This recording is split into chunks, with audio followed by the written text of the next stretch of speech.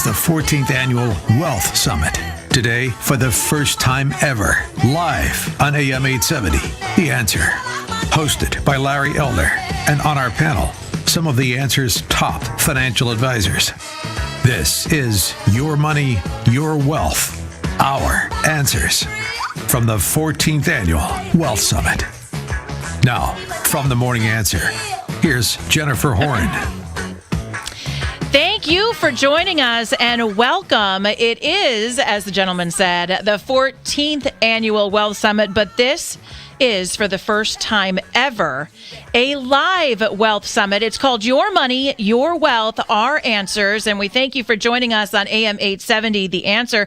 We are streaming this event on YouTube. We are on Facebook Live. You can get all of those connections if you head over to am870theanswer.com, and you can get the links to watch us live right now, and of course, you can listen in as well. And wealth summits would not be the same without questions from you. What challenges are you facing right now? What have you always wanted to ask a financial expert? You can tweet us at AM870 The Answer. Go to our Twitter page. You can like us there and tweet us at AM870 The Answer with your questions or comments about today's event. And don't forget, if you are watching on YouTube, you can ask questions right there in the YouTube window, and we will get those questions answered by our panel of experts today. Now, wealth summits are the place for answers concerning investments and insurance, your portfolio, the stock market, what the economy is going to look like after a year of the pandemic, and of course, maybe one of the most fiscally irresponsible administrations of many of our lifetimes. What does all of that mean for you and your financial future? We are joined today by Blair Aronson of Retirement Through Design, and this hour by Alan Kay of the Alan Kay Insurance Agency. And of course, things would not be the same without our host with the most. It is time to welcome in the great Eldersky himself to today's Wealth Summit, the Sage, Larry Elder from AM 870 The Answer and the Larry Elder Show. Larry, this is a lot of fun to be doing this with you for the very first time live with everyone able to watch. This isn't just a normal event where just a few people can attend. It really is. And, you know, we've just now watched the president sign this $1.9 trillion. Remember that used to be a lot of money? I do. When you said trillion, now it just rolls off the tongue. And what's that going to do to our economy? What is it going to do to the soundness of the dollar? What is it going to do to inflation? Should people be thinking about cryptocurrency? Should people be thinking about gold? Is it too late to get into the stock market? Is it too late to refinance? What's going to happen with interest rates? We've got two experts to address these kinds of questions for people who are concerned about wealth planning, about what they're going to do for the future, how they can conserve and how they can grow. So on the way over here today, I started thinking about finances. And of course, when you start thinking about the broader picture, you think about yourself. It's just natural. And I started thinking about some of the first lessons that my parents taught me about financial planning and about growing wealth. And for me, my dad was always, he would hammer it into my head not to get yourself wrapped in debt and to use credit, but to use it responsibly. And because of that, as a young woman, I was able to build up my credit score, which has helped me immensely in my life. What was that first lesson for you, Larry, when Daddy Sage came over and was imparting some wisdom? He was a business owner.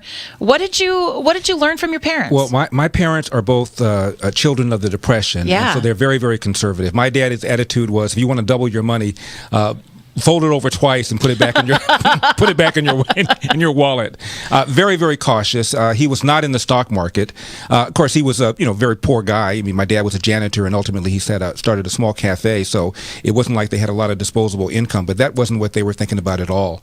But fortunately, I was in a much better position. And so when I was young, I got into the stock market and got into real estate. And I've just always believed in America. To me, if you believe in yourself, you believe in America. And it's kind of foolish to believe in one and not believe in the other. So in some sort of way, I've always urged young people to invest in the country. If you're going to get up every morning, invest in yourself because you want to grow, why wouldn't you invest in the country that allows you to do so? It's so true, because we are essentially board members in this country. I think a lot of people forget about that. It's a good way of putting it. I never thought of it that way. And so if you are going to be a a fully successful board member, not only do you get involved with civics, not only do you volunteer, not only do you get involved at the local level, or maybe someday you run for state office, but you also invest. I think that's a really good point. Are you trying to get me to run for governor again? Yes, I have been trying. I told you I will be your press manager. Don't think I didn't see that. Let's get rolling. How about that? All right, let's do it.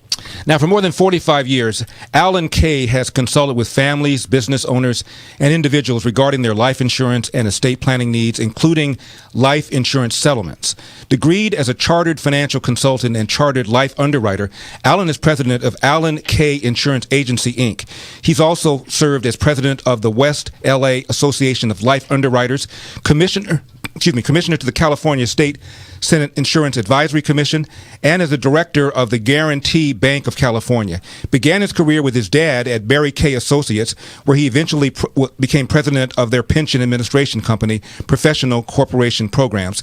His civic participation has included his appointment as a Fine Arts Commissioner of the City of Beverly Hills, board member of the Rotary Club of Beverly Hills, Temple Emmanuel of Beverly Hills, and Lupus LA.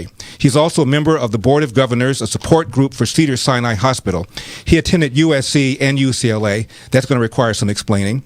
He and his wife, Michelle, live in LA, and they got two beautiful daughters. Please join me in welcoming Alan to this year's Wealth Summit. Alan, thank you so much for joining me. I appreciate it. Thanks for having me, Larry.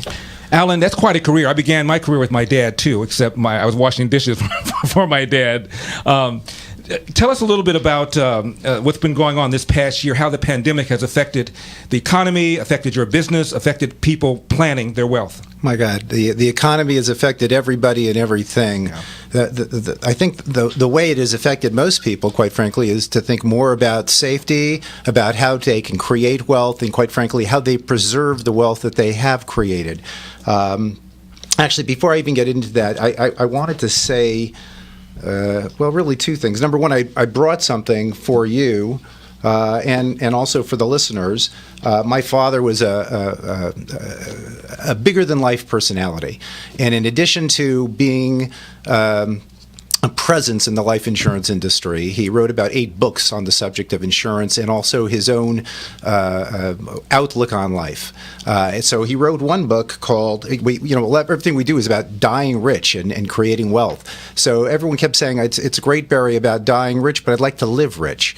So I wanted to bring you a copy and also offer to everyone who's listening a copy of my father's book, a motivational book called Live Rich, Visionary, Enlightening, Motivational, Philosophical, Inspirational, an 18-step guide to a rewarding lifestyle.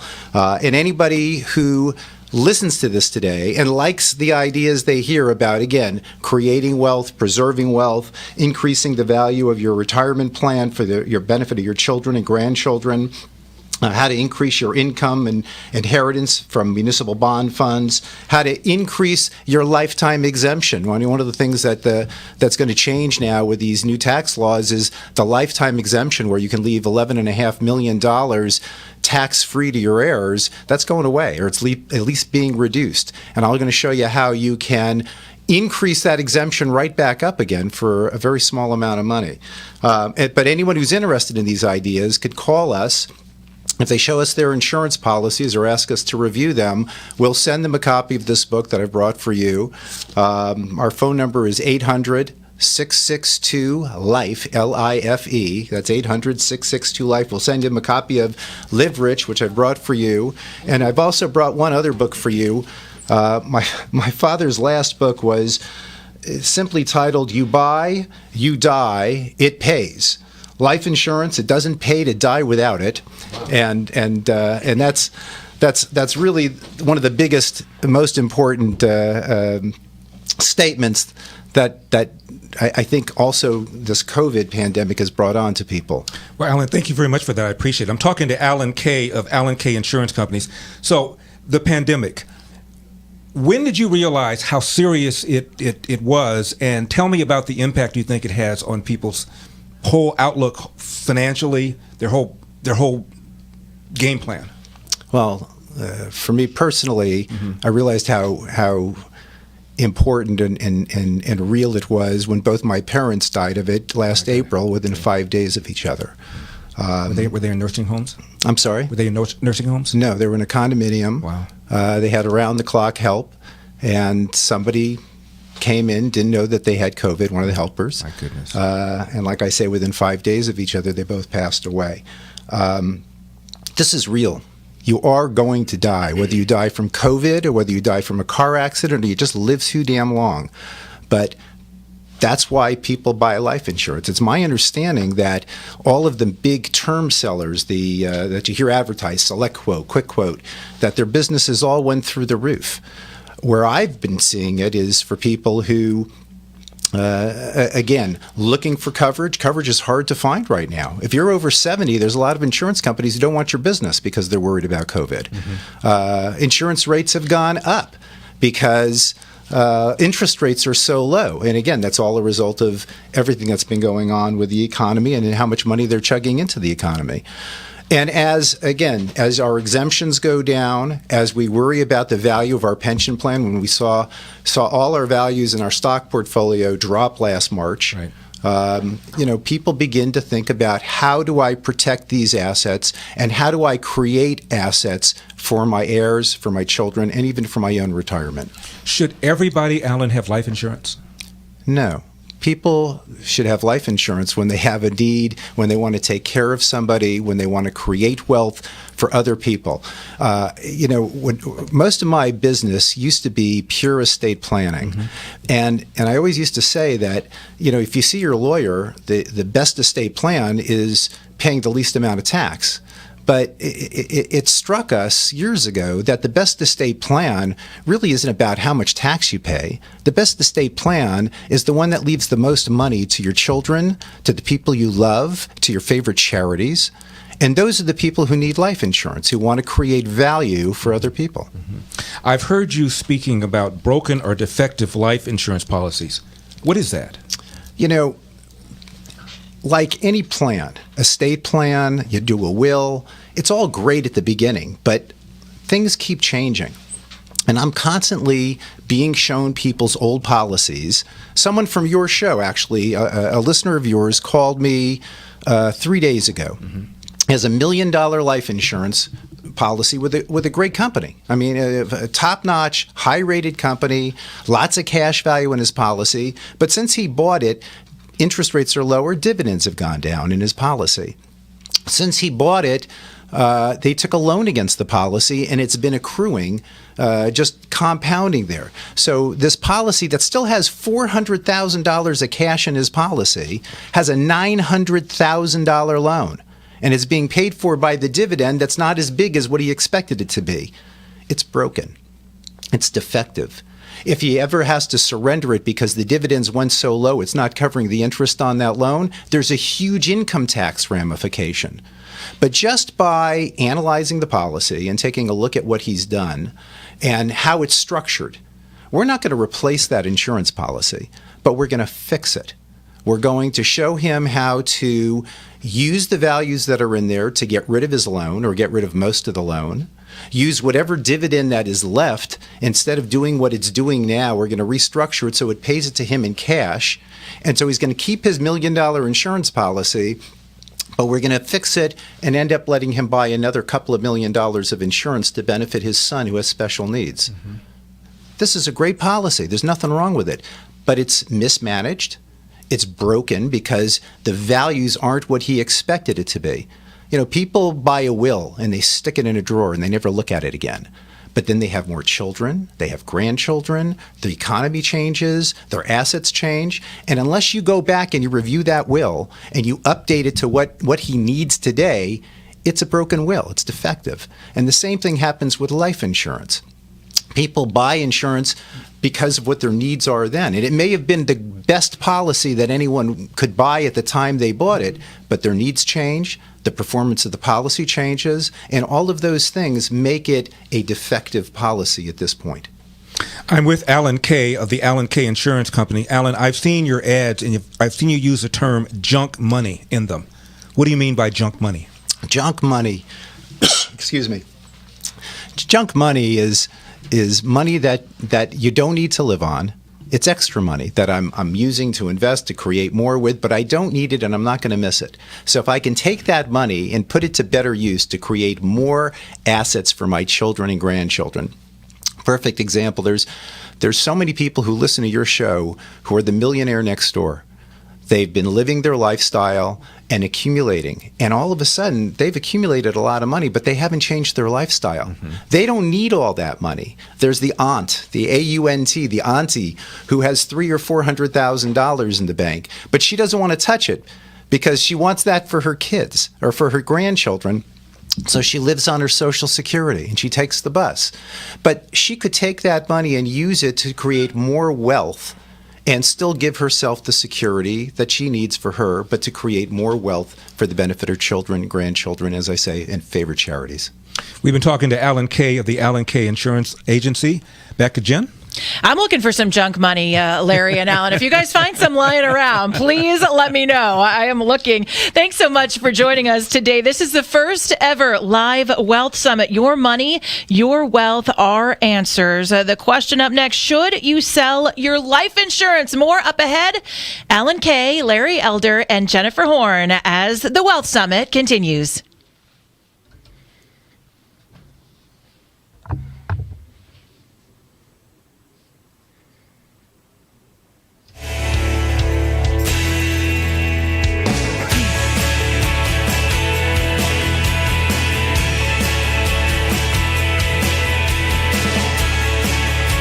Don't go away. The AM 870 The Answer's 14th Annual Wealth Summit will be right back.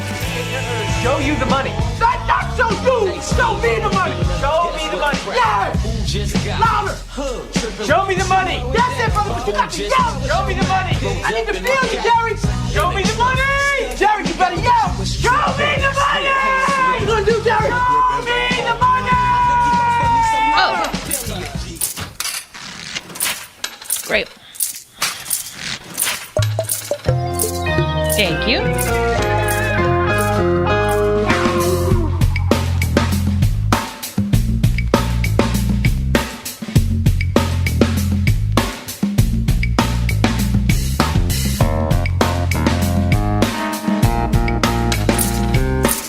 $10, now that's a good bet coming from you. What, you got a swimming pool on the bazaar grounds? Wait a minute, quiet. All right, never mind that.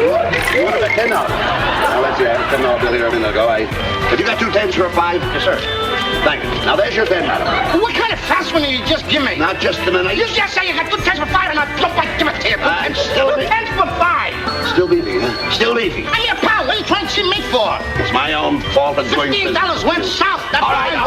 Forget about it. Here's your 5. Give me back my 2 10s. That's better. Now get out. Well, don't try to cheat me, buddy. Run down the middle. Because I'm as smart as you are anything.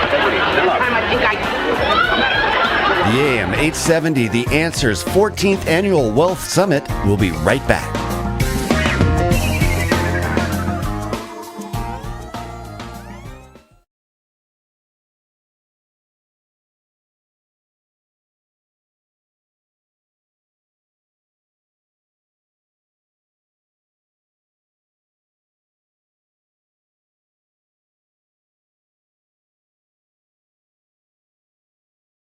This is the 14th Annual Wealth Summit, hosted by Larry Elder. And on our panel, some of the answer's top financial advisors.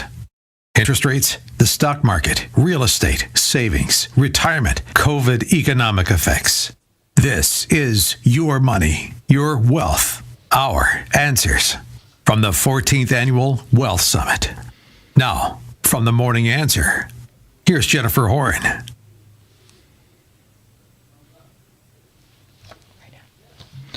Welcome back to the first ever live wealth summit. Your money, your wealth, our answers on AM 870, The Answer. I'm Jennifer Horn. Joining us today, Larry Elder. Alan Kay is here with us this hour. And we are streaming live on YouTube, on Facebook Live. You can join us right now by going to am870theanswer.com for links and to watch the feed of this event.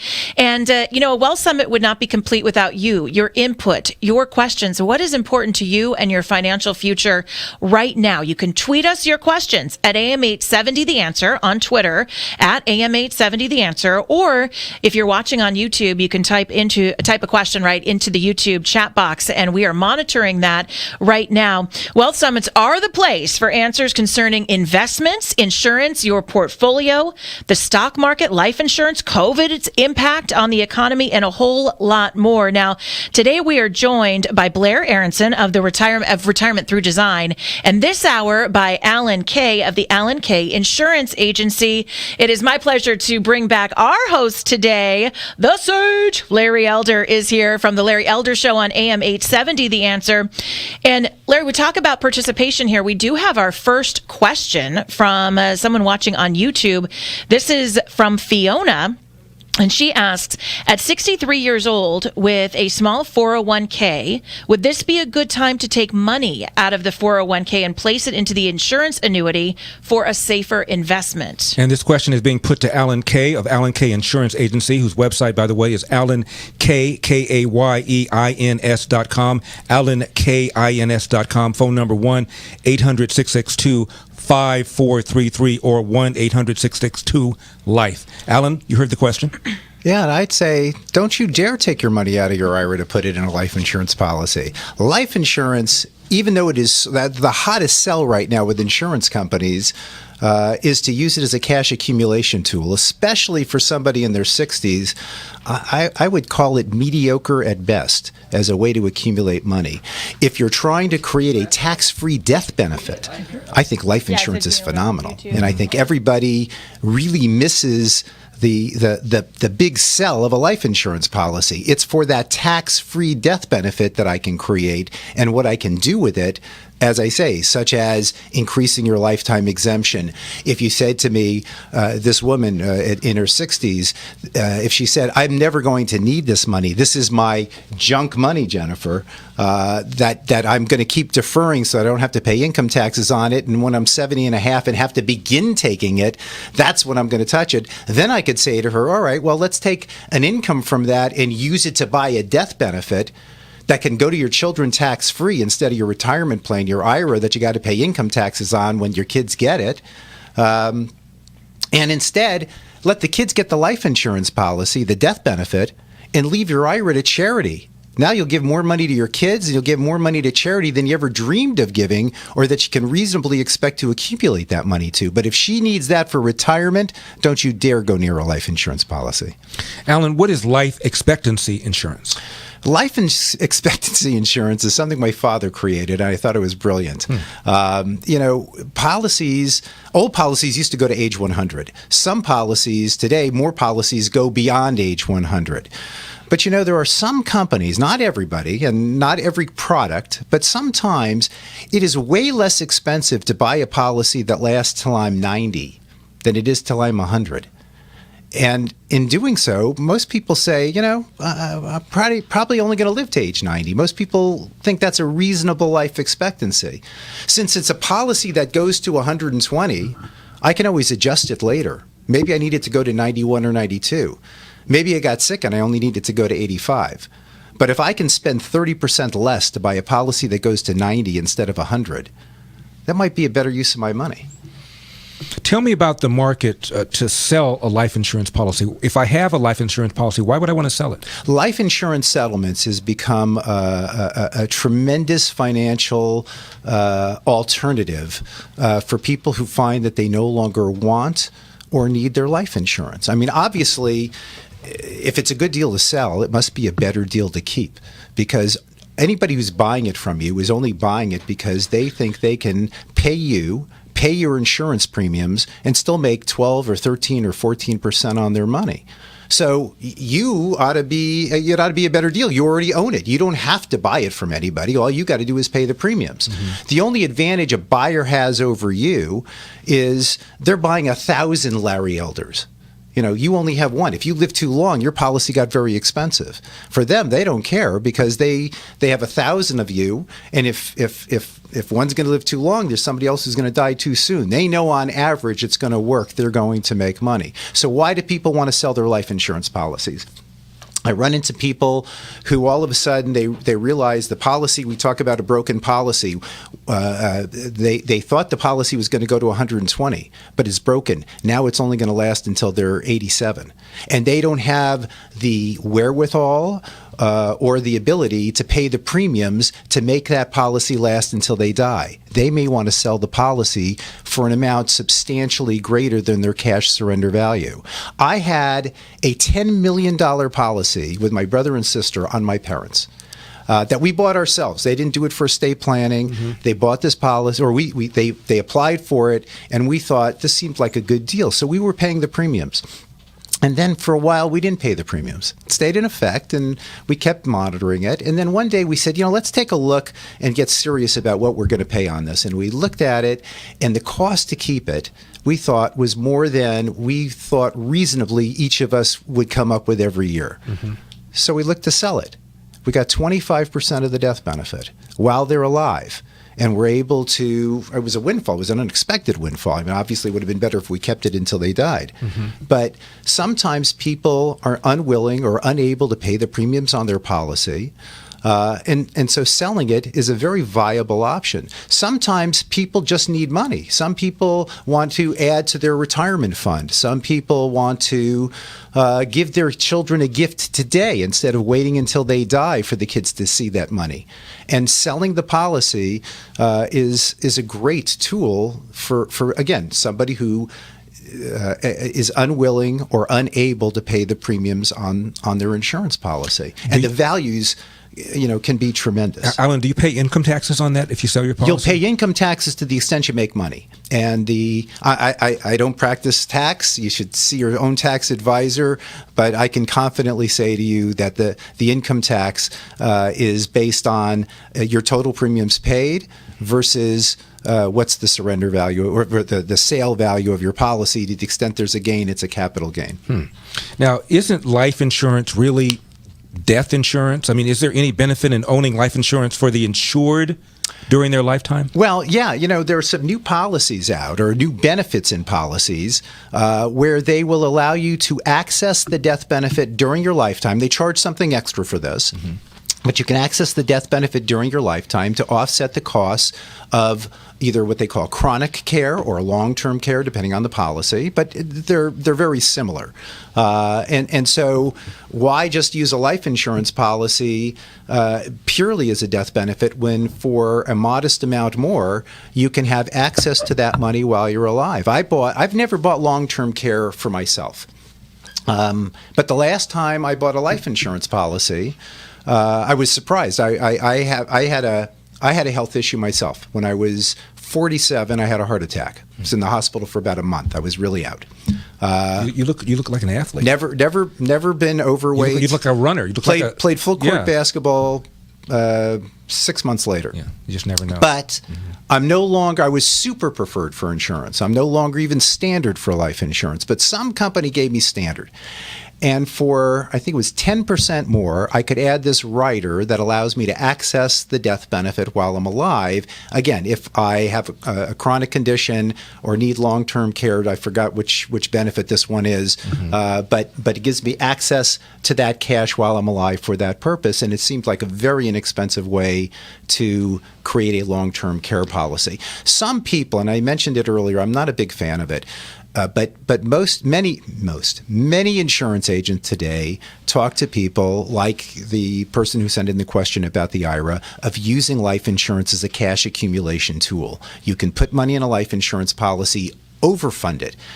Typically you spend as little as you can to buy a death benefit. In this case, I want to spend as much as I can to buy that death benefit because I want to accumulate cash, tax sheltered, and access it tax-free via a policy loan later.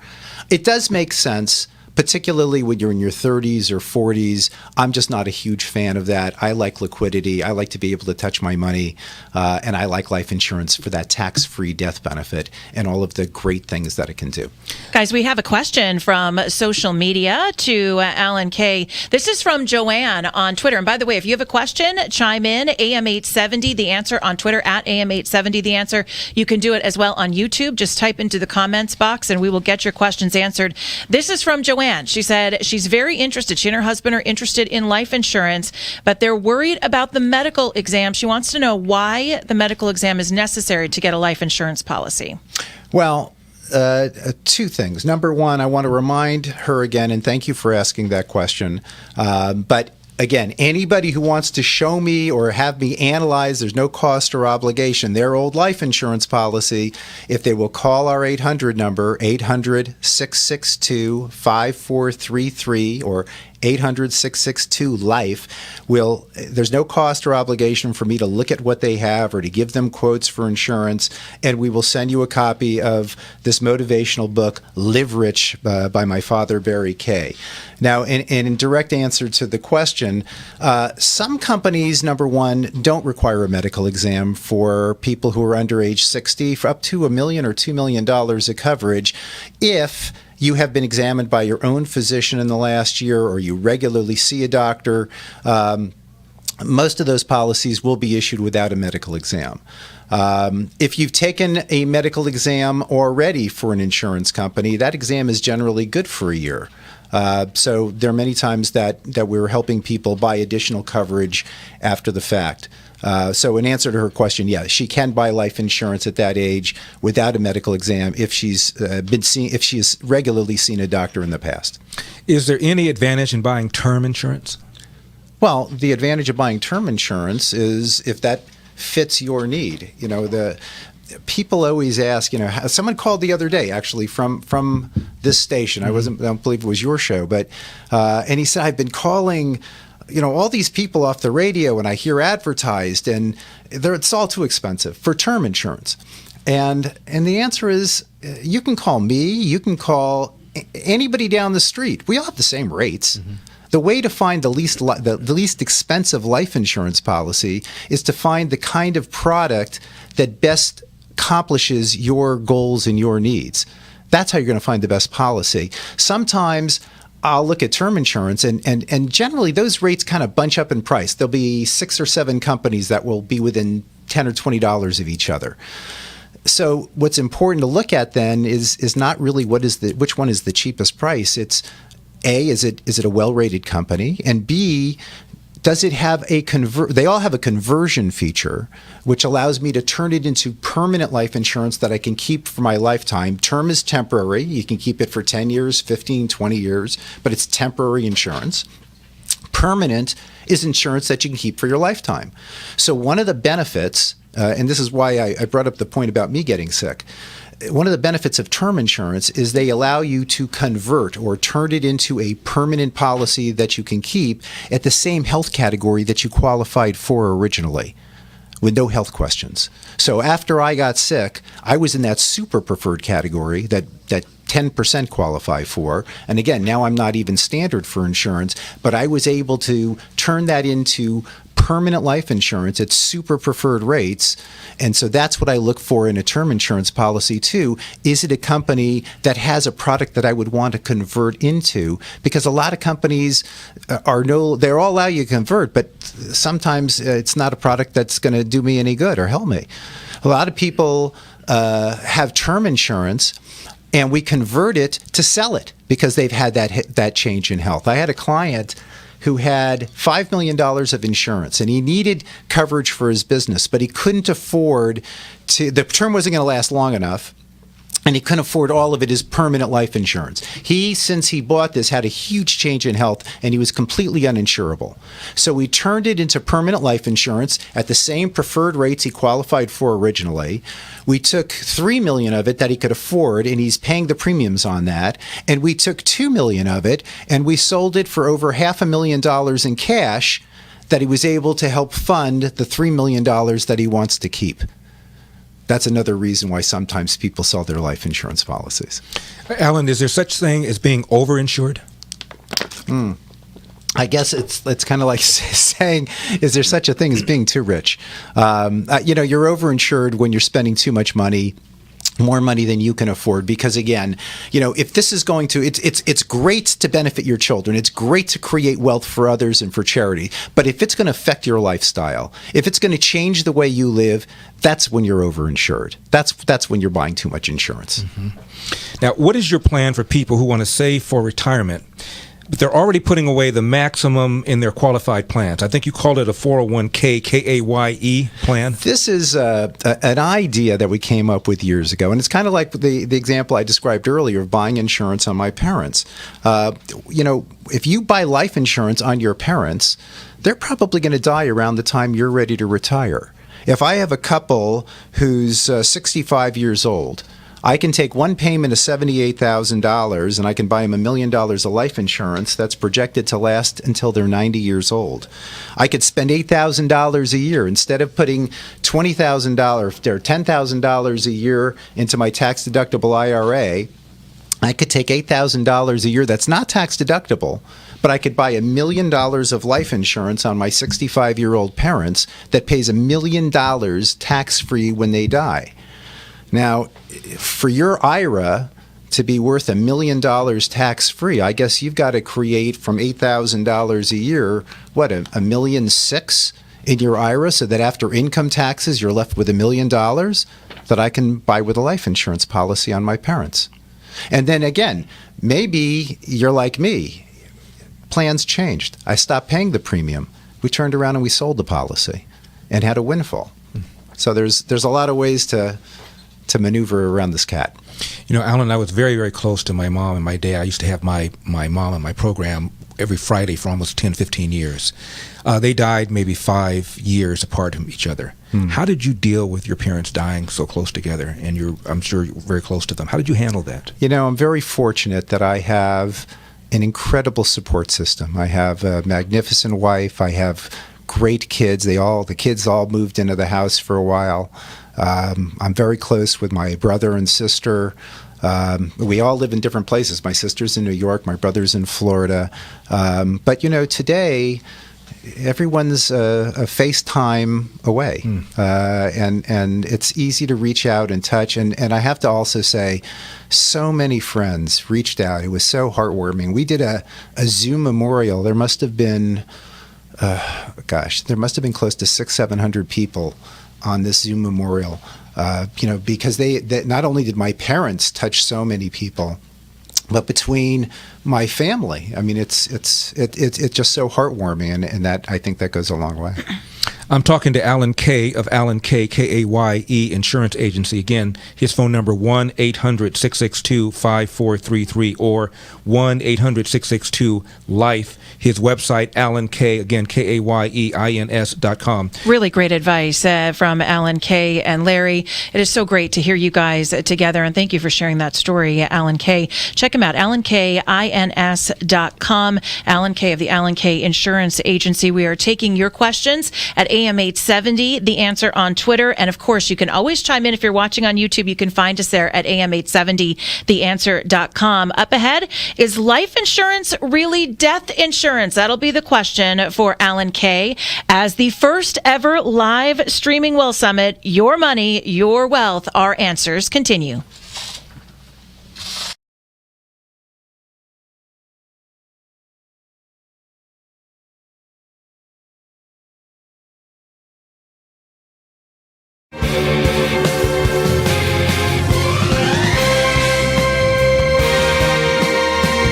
Don't go away.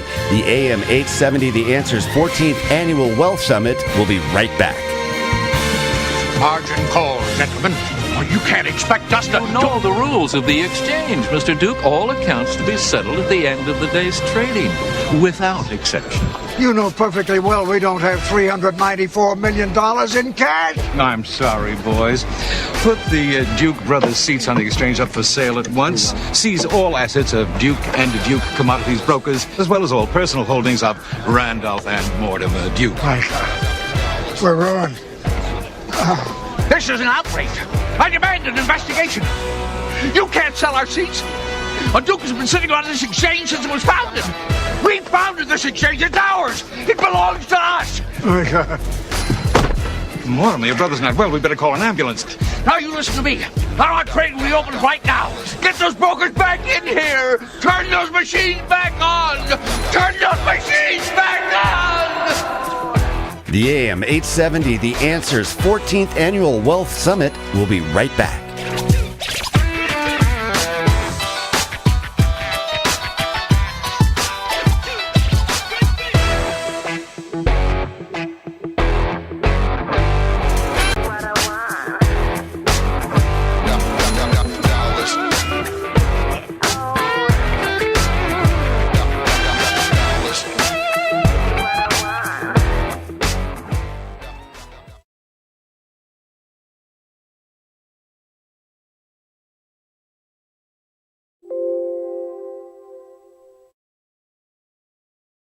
And on our panel, some of the Answer's top financial advisors.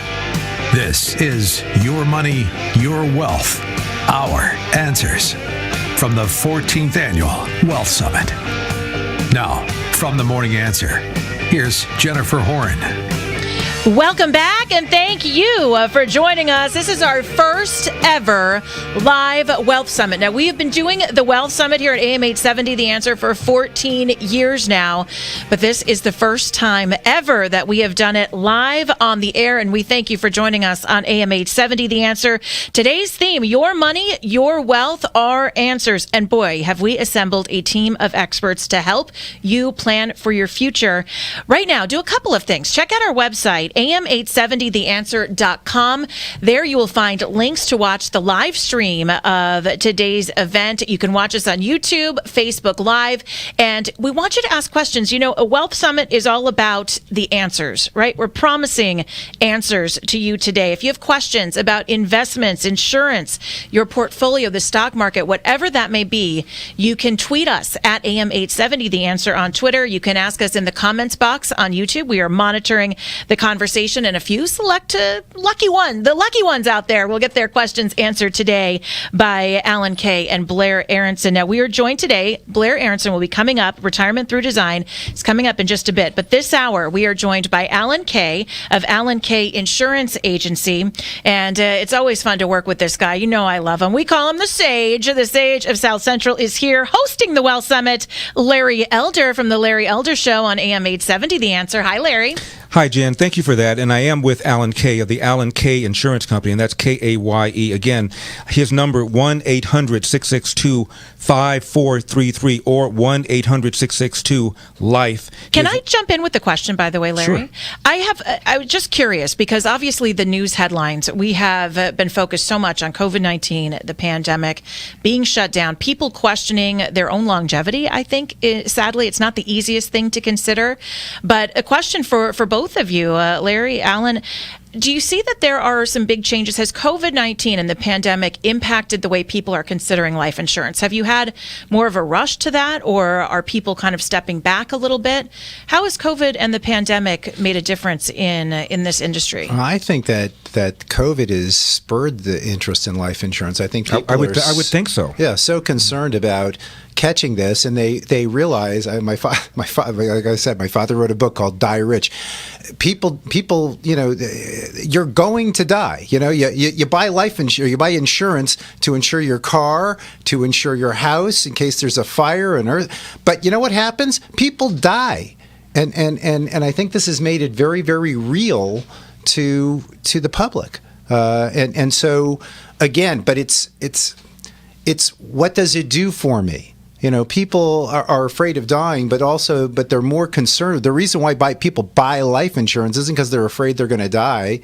People buy life insurance because they want to create wealth or security, or increase their exemption, or increase the value of their retirement plan. Alan, are there people who are afraid to buy life insurance because they fear that it might, I don't know, somehow cause them to die sooner than they otherwise would if they didn't have it? I'm sure there's somebody who feels that way, but I think more people are inspired to buy life insurance for to accomplish the tremendous things and the security that they can create and leave for others. You know, it's amazing how, you know, we sit here not we, but But people, again, like we talked about the millionaire next door before, the people sit and they keep accumulating their money and accumulating because they want to create more security and more wealth for their heirs and for their favorite charities. And oh my goodness, what a way to expand on that by using life insurance as a tool to accomplish those kinds of goals. When I think of life insurance, or when I did think of life insurance, I thought it was for one purpose and one purpose only, and that is to give money to the person that I leave behind. There are other uses for life insurance, many other uses for life insurance. It's true. And again, I think that this is the real reason that people get excited about buying life insurance. We talked about earlier how the current tax law right now allows you to leave $11.7 million to your heirs, both a husband and a wife, each $11.7 million without any estate taxes. So for most people, they have no estate tax problem anymore. Most people don't have But the current law, and you're going to say most people don't have this either, but there's plenty who do. The exemption is scheduled to reduce to $5.5 million in 2025. I believe that the Biden plan is to reduce the exemption perhaps sooner and perhaps to a greater extent. So again, the question is, if I gave the example earlier of taking $100,000 on a 70-year-old couple to buy $1 million of life insurance. Well, isn't $1 million of life insurance just like getting a $2.5 million exemption? Because if I have $1 million, I can leave $2.5 million free to my heirs because the $1 million paid the taxes that are due on that extra $2.5 million. Or if you're wealthy, can't I take $1 million and buy a $25 million exemption? So why am I worried about the government changing the tax laws when I can buy as many exemptions as I want to buy to be able to leave more to them? I have people who use life insurance as a way of creating assets for charity. I have a couple of charities that I'm involved in, and they all wanted to, say, Alan, would you change your estate plan and leave us in your will? And, I didn't feel so comfortable rewriting my will, but I'll tell you what I did feel comfortable with. I bought a $100,000 last to die life insurance policy on my wife and I. I think I'm spending $3,000 a year for 10 years. And I'll have $100,000 that I can either give to one charity or divide up to a number of charities. And I have it paid for. I set up a fund at a charitable fund. With me, it was the Jewish Community Foundation. And they pay the premium. So my $3,000 premium is tax deductible because this is owned by and for the benefit of charity. And I'm creating value. We talk about being creative with insurance. I talk to people who have these little life insurance policies that their parents bought them years ago. And there's a lot of cash in them. And if they touch that cash, if they surrender those policies, it's subject to income taxes. And the death benefits are small. They're $5,000, $10,000, $15,000 policies. It's not going to change their estate planning. We look at those policies. Why don't they give those to charity or give it to the same kind of fund who can surrender those policies and take the cash and give it to the charity and get a tax deduction and create real value? And again, the best estate plan is the one that leaves the most money to my heirs and my favorite charities. Alan, what about reducing the current exemption?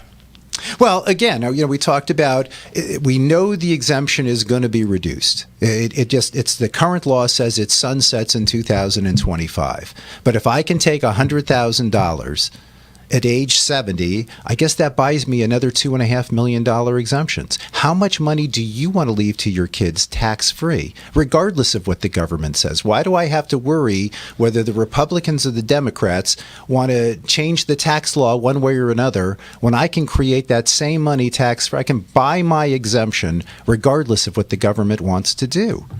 And again, a lot of times we're finding we can create these ideas and plans if I look at your old life insurance policies, because too often those old policies are mismanaged or they have changed. And as I said, anybody who would like us to look at their life insurance policies, there's no cost, there's no obligation. Call 800-662-LIFE. I'll send you a copy of Barry's book, Live Rich. It's really a great, fun read. But more importantly, I'll give you real concrete ideas on how to increase the value, hopefully, if it's broken. If it's good, I'll tell you it's a great policy and you shouldn't change it. And I'm never afraid to do that, just like the woman who called in and asked about taking money out of an IRA. That'd be silly.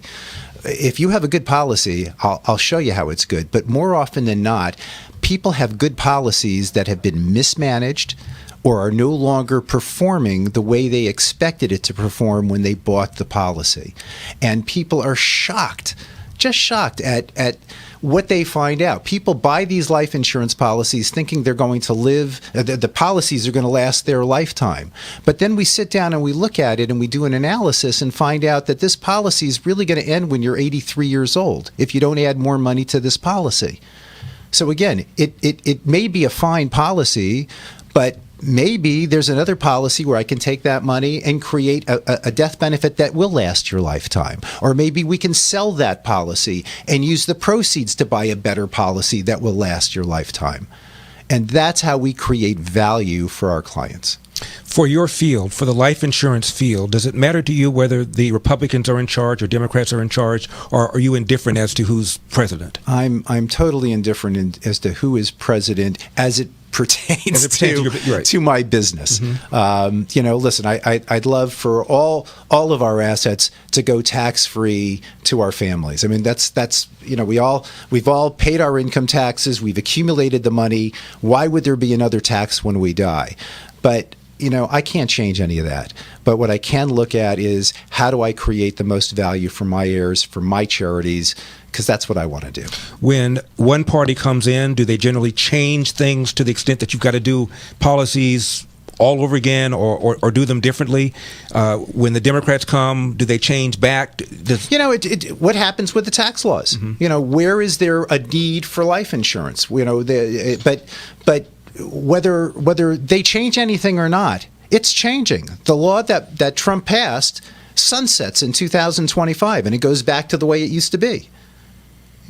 It may the Democrats may change it and make it even more restrictive, but I'm not interested in what their tax laws are. I'm interested in how I can create value, and if there's a bigger lifetime exemption, I guess there's more money I can give to my children so that they can buy that insurance. If the exemption goes down, I guess there's less money, but then people now need it because the taxes are higher. So one way or the other, there's always going to be a need. It's just a function of what recommendation am I making based on what I can accomplish for somebody. You're allowed to give $15,000 a year to as many people as you want without paying any gift taxes. So I have a lot of people who take that $15,000 and they use that as a premium to buy life insurance on themselves. I give it to my children so that they can buy a life insurance policy on me and get that money tax-free. My father had an interesting idea. He said, when I die, Alan, I'm going to leave you and your brother and sister my money when we die. But I don't know that I trust you. And I think you may screw it up for my grandkids. So I'm going to take the money that I'm allowed to give my grandkids, since they don't need it to live on, you're taking care of them, and I'm going to give it to them, the $15,000 per grandchild, and I'm going to have them buy a life insurance policy on you and your wife, on his son and his daughter-in-law, to benefit his grandchildren, so that no matter what I do during my lifetime, I can spend every penny I have, and I know my children are getting a certain amount of money tax-free after my wife and I die. Has nothing to do with taxes other than the tax exemption, the lifetime giving exemption annually. I'm using that to create value. Last question. I don't think I asked you about annuities as an option for income planning.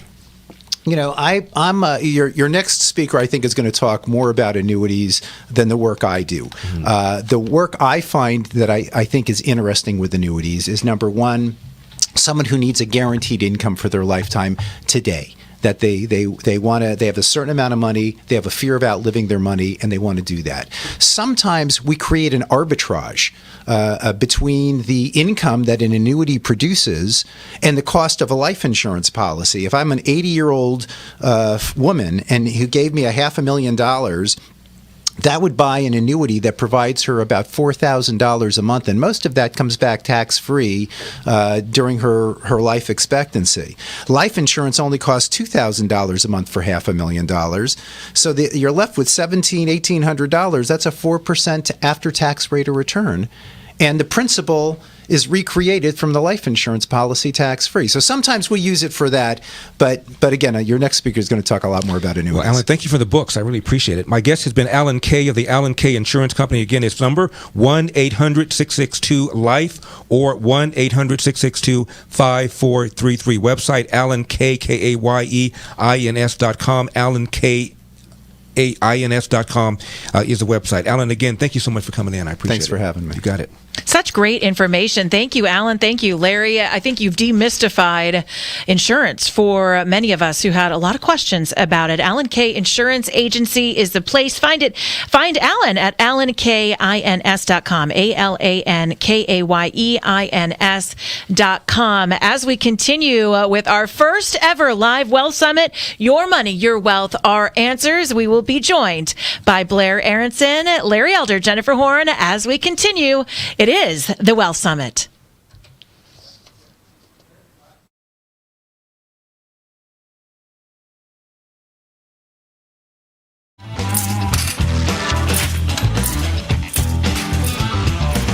Don't go away. The AM 870 The Answer's 14th Annual Wealth Summit will be right back. Have you got 2 tens for a 5? Yes, sir. Thank you. Now there's your 10, madam. What kind of fast one did you just give me? Not just a minute. You just say you got 2 tens for 5 and I don't like give it to you. 2 tens for 5.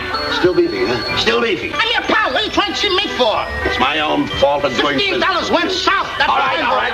Forget about it. Here's your 5. Give me back my 2 tens. That's better. Now get out. Don't try to cheat me, buddy. Run down to me. Because I'm as smart as you are anything. Take it easy.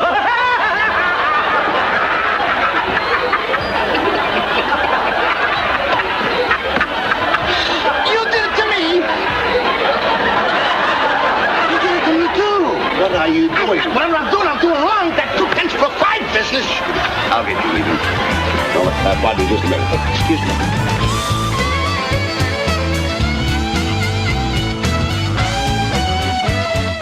The AM 870 The Answer's 14th Annual Wealth Summit will be right back.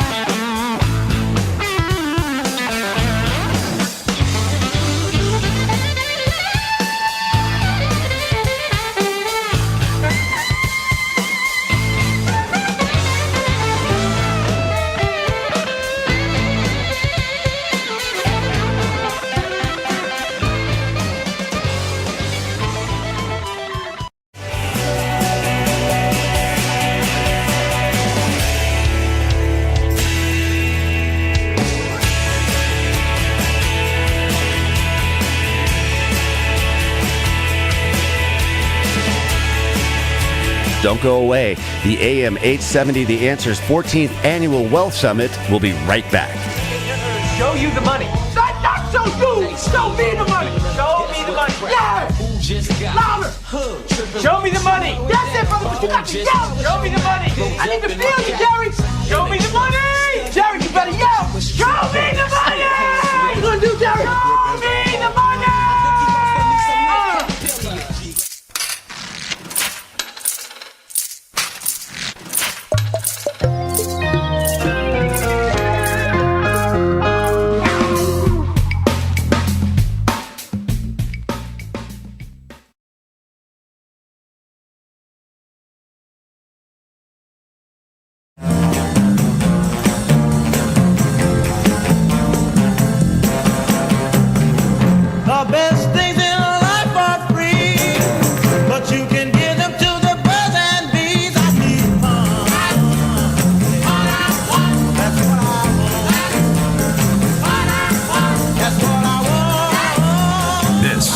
14th Annual Wealth Summit, hosted by Larry Elder.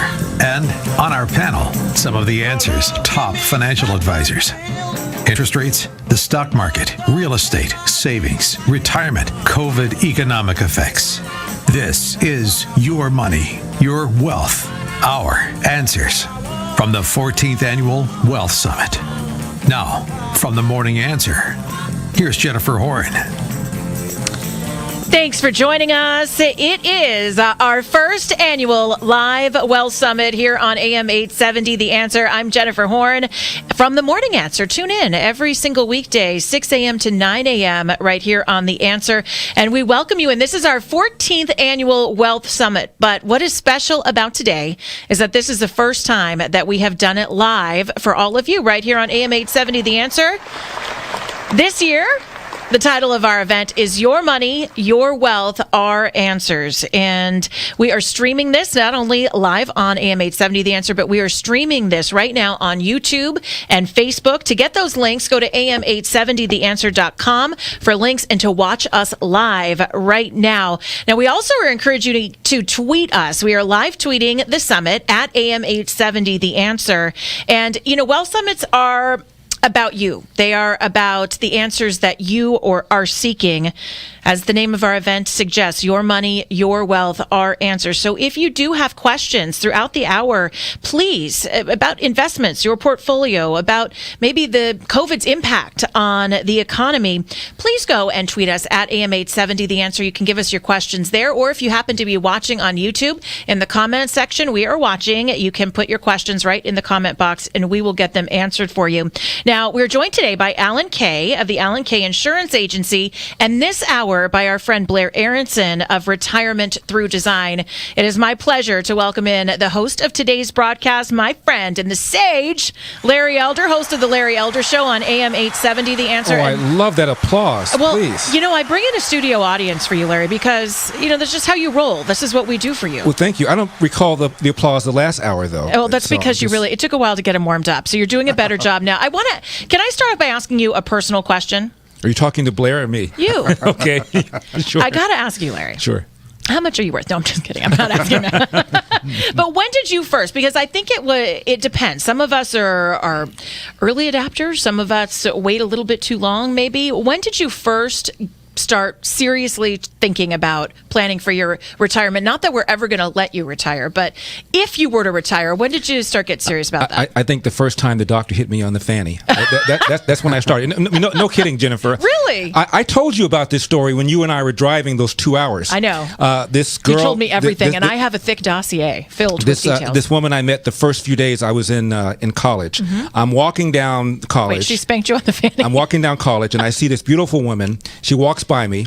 Now, because I'm now 3,000 miles away from where I was raised, and nobody knows me, and nobody knows how shy I am, I told myself I was going to be far more assertive, far more aggressive from now on. So the woman walks by. I turn around. I caught up with her. I would never have done that when I was in L.A., and her name was Phyllis. She was from Canada. She was a singer. She played guitar. She spoke French. She was black. She was amazing. And so we started going out. And I'm sitting in the dorm room 3 or 4 months into our relationship. And she says, "What do you want to do when you graduate from school?" I said, "I want to be rich." And she said, "I'm serious." I said, "I'm serious. I want to be rich." She says, "What?" And I said, "What's wrong with wanting to be rich?" She said, "Are you serious?" I said, "Are you serious?" She said, "That's so superficial, so shallow." I said, "What do you want to do?" She said, "I want to feed people. I want to cure the rich. Cure cancer. I said, "I think that's wonderful. I want to be rich." She dumped me. No. I'm not kidding you. She dumped me. She thought it was shallow. Well, I mean, I think it's a lofty goal. I mean, why do we shun people for wanting to be rich? Her father was a professor at University of Michigan. Her mother was some sort of bilingual education teacher. There you go. My dad cleaned toilets when I grew up. I want to be rich. Okay? Right. You were looking for that. Is that a problem? No, but just remember, because we know that you've become successful, and when you get that life insurance policy from Alan Kay, remember your friend Jennifer over here is that beneficiary. I shall. You know. And that brings up our next expert. Blair Aronson is a financial advisor, strategist, and certified estate and trust planner. A specialist with 36 years in the industry. He's a best-selling author with Steve Forbes and the creator of the Forte formula, which we're going to talk about in just a second. Blair is also a fiduciary and a fee-based investment advisor.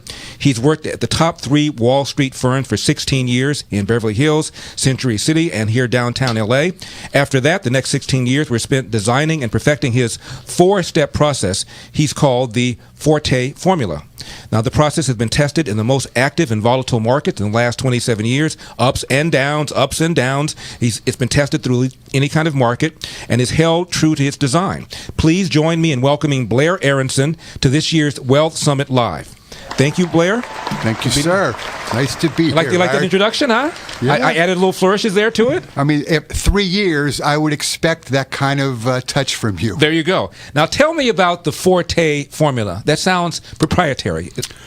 It is, and if you recall, I am, in my heart, a pianist and a composer.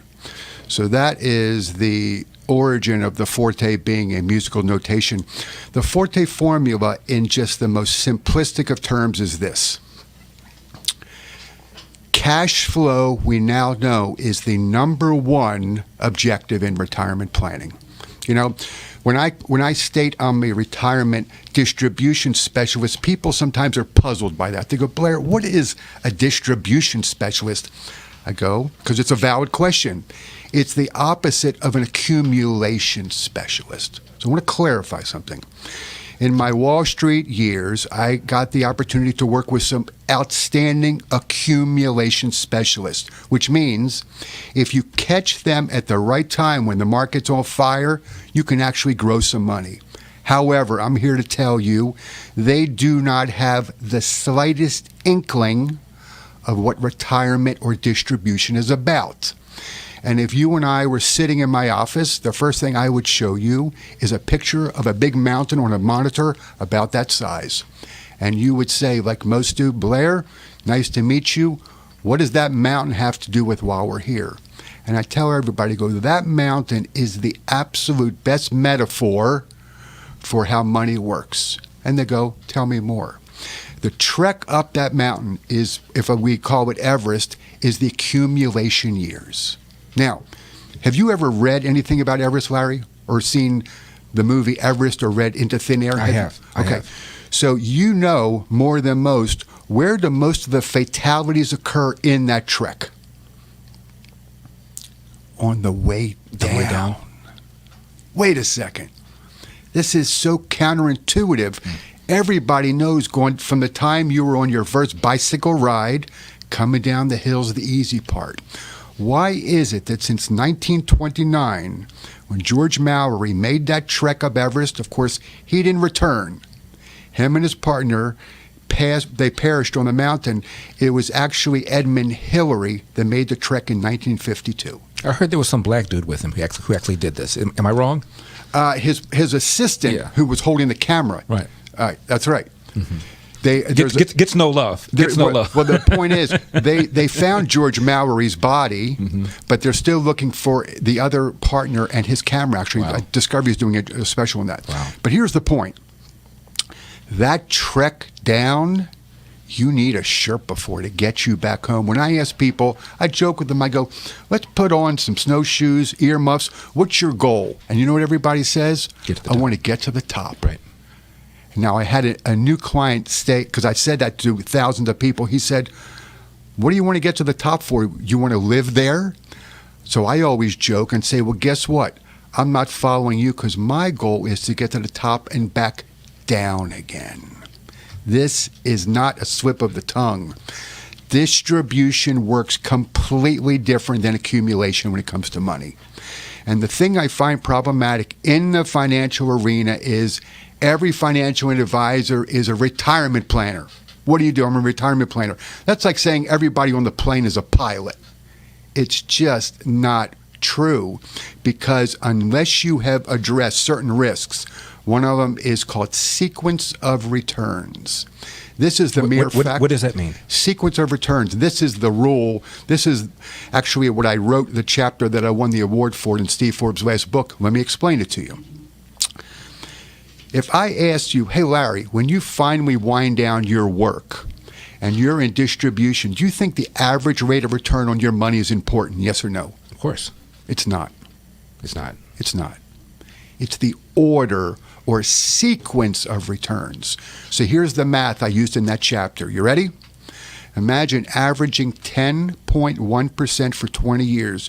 You'd be pretty impressed with yourself and your advisor. True? That'd be amazing. That's right. Only spending 5 and you're penniless in 20 years. How is that possible, Larry? How can you average 10.1, only spend 5, and you're flat bust? Fees? No. Take another guess. Interest? Inflation? No. Taxes? No. Nothing. It's the order of returns. The sequence of returns. If you lose money early on, you can never recover. This brings up the greatest lie in Wall Street, and it's called the average rate of returns. So I prepared something for you. Stay with me. If you put $1,000, and this is for everybody who's listening or watching, think about this.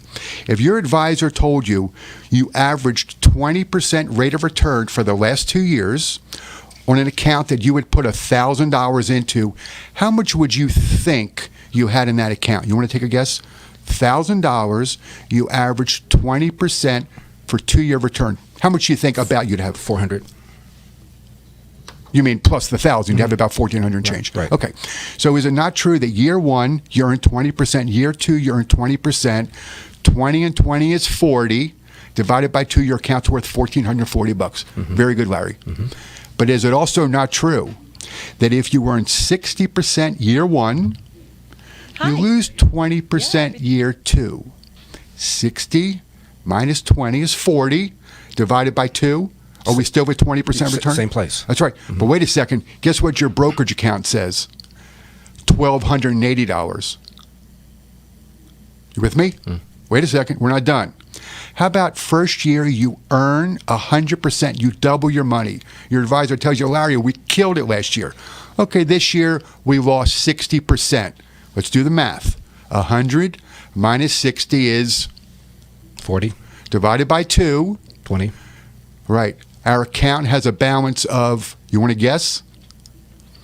$800. And here's the last one. And this is not meant to be a joke.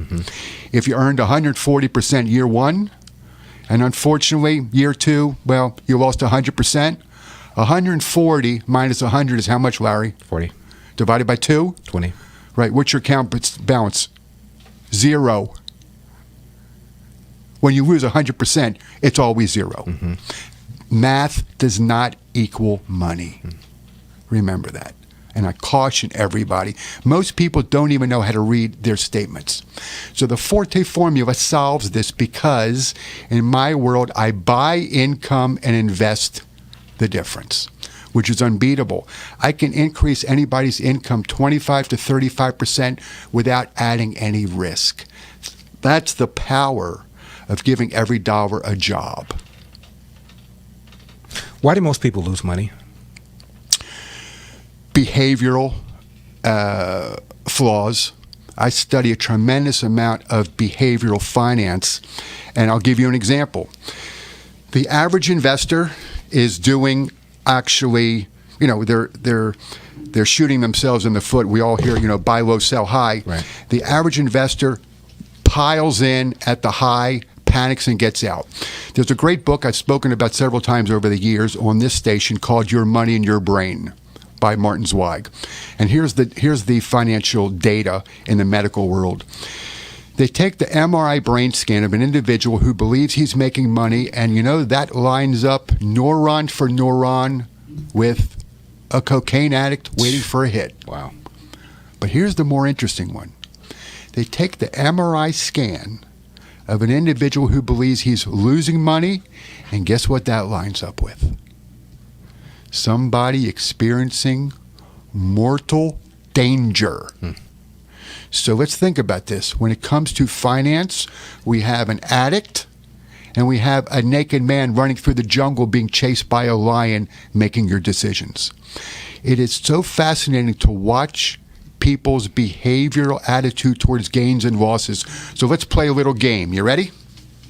I'm going to ask you, Larry, if I gave you a chance, would you prefer if I just gave you $240? So think about this. or I gave you a 25% chance I'll give you $1,000, but a 75% chance I give you nothing, which would you choose? Are you clear on the choice? Yeah, I would take the guaranteed, the 240. Okay, remember that. Okay? Now I'm going to ask you one question because I'm going to frame it differently. Larry, would you prefer you lose, which means you give me $700 now, or you have a 75% chance you lose $1,000 and a 25% chance you lose nothing? Which would you take? Give me the options again. Okay.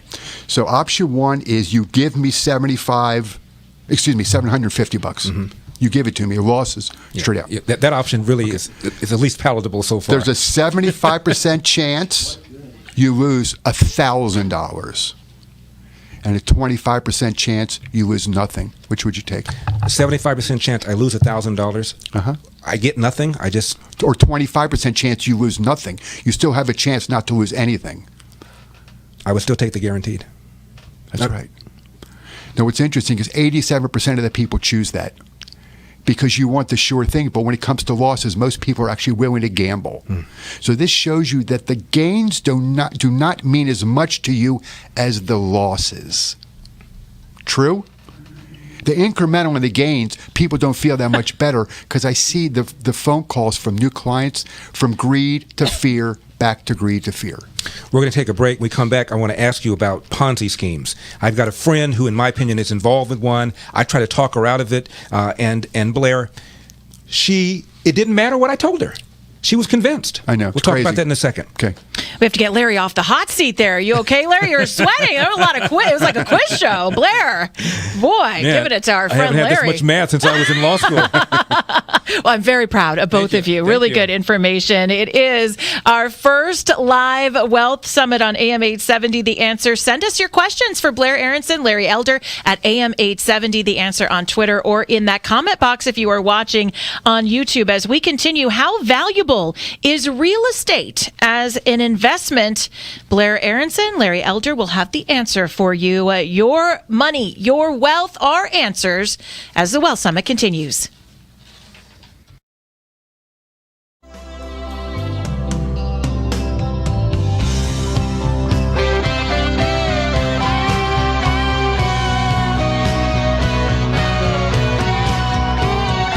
Don't go away. The AM 870 The Answer's 14th Annual Wealth Summit will be right back.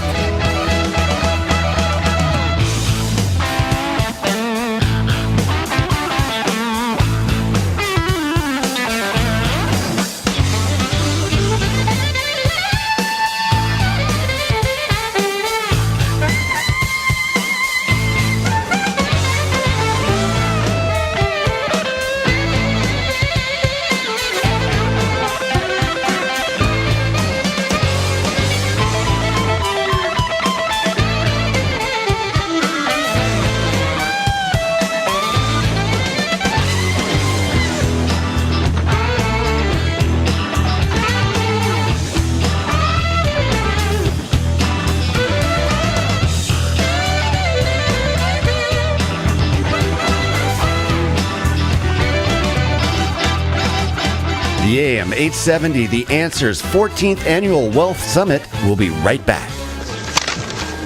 Winthrop. Valentine. Hey, how'd y'all make out today? How could you do this to us after everything we've done for you? Oh, see, I made Lewis a bet here. Lewis bet me that we couldn't both get rich and put y'all in the poorhouse at the same time. He didn't think we could do it. I won. I lost. $1. Thank you, Lewis. After you. Certainly.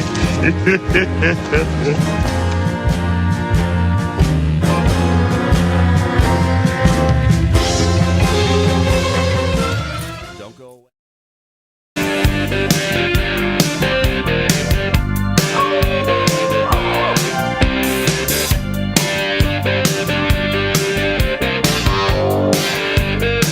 Listen here. Now, that ain't working. That's the way you do it. You play the guitar on the MTV. This is the 14th Annual Wealth Summit, hosted by Larry Elder. And on our panel, some of the answer's top financial advisors. Interest rates, the stock market, real estate, savings, retirement, COVID economic effects. This is your money, your wealth, our answers from the 14th Annual Wealth Summit. Now, from the Morning Answer, here's Jennifer Horn. Thank you for joining us and welcome back. It is our 14th annual Wealth Summit here at AM 870 The Answer, but you are in for a treat today because this is the first ever live Wealth Summit. Your money, your wealth, our answers, and we are so glad to have you with us here today. Want to remind you that we are live streaming this event, so if you want to see video of Larry Elder, of me, Blair Aronson, Alan Kay, go right now to am870theanswer.com. You will see the links to YouTube and Facebook Live where we are streaming. And you know, Wealth Summits, well, they are all about answers for you. Anything that you have concerning your investments, your insurance, your portfolio, stock markets, COVID's impact on the economy, you can send us your questions right now at AM870 on Twitter. So that's at AM870 The Answer on Twitter. Or if you are watching on YouTube, jump in the comments box and write down your question, and we will ask a few of you, some of those select winners of you, will be asking question to our guest, Blair Aronson. Now, we are joined today by Alan Kay. You heard him last hour, Alan Kay Insurance Agency. This hour, we are being joined by Blair Aronson of Retirement Through Design. And of course, the host of today's show of the Wealth Summit is the sage himself, Larry Elder, here from the Larry Elder Show on AM 870, The Answer. And Larry, I have a question for you and for Blair, because administration to administration, obviously that has an impact on our investments and what we choose to invest in and build wealth. The Biden administration has come in and already passed a $1.9 trillion COVID relief bill. We know that an infrastructure plan is on the way. That is going to require more money. And I know a lot of experts are really concerned about inflation. I guess the question, Larry, would be for Blair, just how you plan from administration to administration. Should that change the way you invest? Or is there just a strategy that is kind of always a go-to? You have to be flexible. Mm-hmm. You have to be. You know, it's funny because 70% of the calls that are coming into my office are all based on taxes. Okay, taxes are a problem, but here's the interesting thing. I've been preaching ad nauseum for the last 18 years. Taxes are on sale. What do you mean? Well, you look back through history, the year I was born in 1955, the maximum federal bracket was 91%. Mm-hmm. Okay. The year our former President Reagan was a movie star, it was 94%. When you look at where taxes are in relation to the deficit, they have been at historically low rates. Now, the current administration it's like just adding kerosene to a gasoline fire. For those, all my calls are now on these qualified plans, 401, 457, defined benefit pension plans that are really busting at the seams. People are going, wait a second, what do we need to do? Because the truth is, you have a bullseye on their back. They're coming for you. And we saw that the shot over the bow was January 20 when they killed Stretch IRA. Remember, I had clients for 20, 25 years who were stretching these IRAs. When an individual died with $1 million, $2 million, the beneficiaries could pull out marginal, incremental amounts of money and grow that money 30, 40 years tax deferred. It was quite powerful. Well, where's the easiest money to target, right? So they killed the stretch. Now, any qualified plan after the spouse has to be cleaned out in 10 years. Wait a second. There's got to be somebody you like more than the IRS. So you have ability, you know, your taxation on those accounts is completely at will. When the IRS passed that law, Pension Protection Act, they gave you an option. All those dollars can come out tax-free. You just have to do some planning. So anybody who's complaining, oh, my IRA 401k taxes, call me. It's a simple solution. It's quite simple. We're talking to Blair Aronson, financial advisor, strategist, certified estate and trust planner. His number, 800-499-1658, or you can go to his website, Retirement Through Design. That's retirement, THRU, retirementthroughdesign.com. Blair, I was mentioning actually it's a friend of my mom, and this is a woman who's probably in her mid-80s. Somehow, some way, she's gotten involved in some sort of investment that gives her 1% rate of interest per day. Per day. I thought Bernie was in prison. And she tells me this, and I said, nobody can give you 1%. Well, I just believe it. I said, give me the man's number. Let me try and get your money back. No, I don't want to do that. I could not talk this woman out of it. I know. It's insane. It's insane. Because I got to tell you something, I am a huge consumer advocate. I have gone toe-to-toe with some of the largest companies. Took me years, but I was successful. There are 3 cases I brought in because I was approached by every one of these to show these to my clients, and I hear them being advertised today. Folks, listen up. The most dangerous word you can hear from a planner is alternative investment. Alternative. So let's spend a minute and go down that rabbit hole of where alternative investments have gotten people recently. Well, one of the biggest ones, Woodbridge Securities. Remember that one? Okay, this was just a mere 1.2. I think I saw that on American Greed. 1.2 billion Ponzi. Yeah. These guys were in Sherman Oaks. Okay? What was the hook? 9-10% cash flow. There's some silver shiny object that especially seniors who are always targeted, they just lose all common sense when they hear about these crazy cash flows like you're mentioning, right? The next one. Is it because, Blair, people get desperate when they get older? They haven't planned, so now they need to hit a home run because they haven't? Also because rates are so low. Remember, the savers, the moms and pops who I became an advisor in 1985. Okay, CDs were 14. I was a muni bond trader trying unsuccessfully to show 9.5% AAA tax-free insured. Couldn't give them away. Blair, call me when you got 10. But wait a second, 9.5. But you could go next door to Security Pacific Bank and get 14. Right. Okay, so they want the safety. So somebody comes along, a nice advisor, and goes, oh, and I hear it. I mean, this is not, you don't have to go to some alternate reality. I hear them on the radio.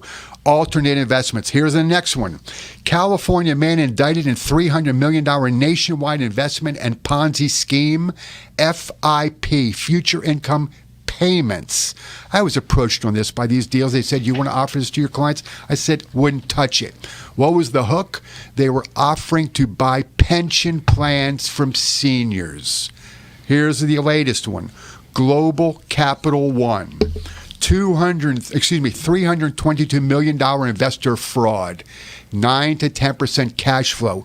Folks, 9 to 10% cash flow from quote, alternative investment unless it's insured by a high-level insurance company, which you can get large rate. I mean, for an 80-year-old, I can get 11% tax, cash flow.